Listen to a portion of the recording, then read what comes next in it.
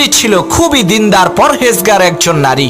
একদিন সেই স্বর্ণকার তার দোকান থেকে ঘরে এসে দেখে তার স্ত্রী কান্না করছে। দোকানদার তার স্ত্রীর কান্নার কারণ জিজ্ঞেস করলে তার স্ত্রী বলল, আমরা যেই চাকরটিকে 10 বছর যাবত লালন পালন করে ছোট থেকে বড় করেছি, আজ সে বাজার থেকে তরকারি এনে আমার হাতে দেওয়ার সময় আমার হাত ধরে চাপ দিয়েছে। গত 10 বছরে এরকম কোন অশালীন কাজ সে করেনি, আজ কেন সে এমন কাজ করলো? স্ত্রীর মুখে এই কথা শুনে স্বর্ণকার কাঁদতে শুরু করলো। তার স্ত্রী বলল, তোমার আবার কি হলো, কাঁদো কেন? তখন সেই স্বর্ণকার বলল, এটা আমাদের চাকরের দোষ না, এটা আমার নিজেরই দোষ।